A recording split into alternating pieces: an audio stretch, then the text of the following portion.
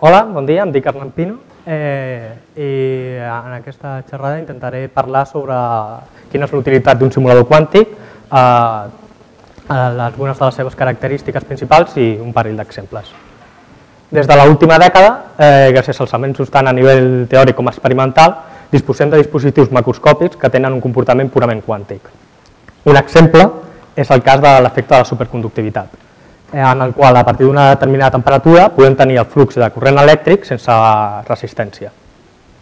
Aquests sistemes, però, presenten l'inconvenient de que un càlcul mitjançant els medis de computació clàssics actuals no sempre és accessible.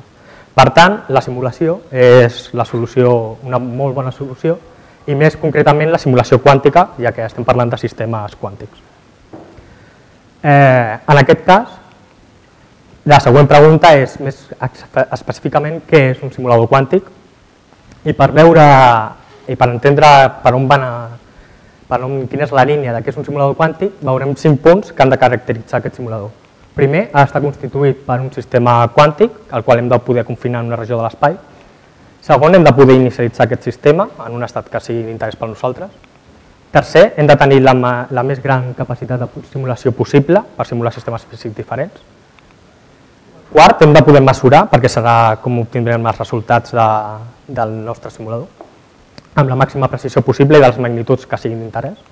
I 5, hem de poder verificar que realment hem simulat el que a nosaltres ens interessava. A dia d'avui, amb els medis que disposem experimentalment, aquests 5 punts els podem satisfer en un sistema d'àtoms neutres ultrafreds, motiu per al qual és un candidat que s'utilitza normalment en simulacions quàntiques. A continuació veurem un primer exemple on s'utilitza el concepte de xarxes òptiques per fer un simulador. I exactament parlaré sobre el cas concret on busquem simular el fenomen de la conducció elèctrica. En un sòlid constituït per una estructura cristal·lina d'àtoms, els electrons que es troben més allunyats del nucli poden moure's en aquesta estructura generant de forma efectiva un corrent elèctric. Aquest sistema físic el podem modelar mitjançant una xarxa periòdica de potencials. El problema ve quan ens preguntem, l'estructura física, l'estructura cristal·lina del sòlid és fixa, no la podem variar, no podem mirar com varia la resposta. I el càlcul analític sense realitzar aproximacions és inaccessible. Llavors, com podem obtenir resultats veritablement bons amb això? I la solució és mitjançant la simulació quàntica i en concret amb l'utilització, en aquest cas, de dispositius làser. Amb un conjunt de dispositius làsers podem generar un diagrama d'interferència dintre del qual els nostres àtoms neutres, per mitjà de la interacció dipolar elèctrica, sentiran de forma efectiva aquesta xarxa periòdica de potencials. Amb això podem simular un sistema i obtenir els resultats de forma efectiva, introduint-li a voluntat el que vulguem, imperfeccions de la xarxa, etc. Aquí es veu com l'electró es mou.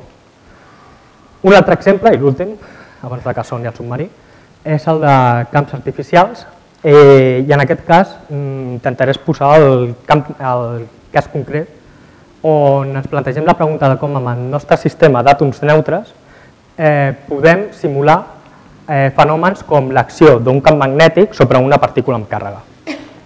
En aquest cas, i una de les possibilitats, hi ha més però aquesta crec que és la més simple, és agafant el nostre sistema d'àtoms neutres i rotant-lo.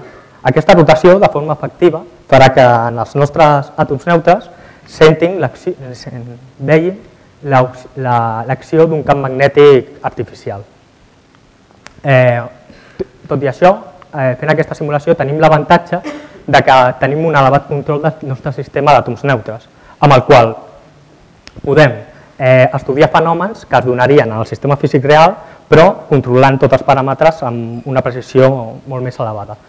I més concretament es pot parlar en aquest cas estem parlant del fenomen d'efecte Hall quàntic, el qual es caracteritza per mostrar una quantificació de la resistivitat Hall d'un sistema. Recentment s'ha publicat el primer treball experimental en el qual s'observa experimentalment una resposta de tipus Hall quàntic en un sistema en règim hidrodinàmic.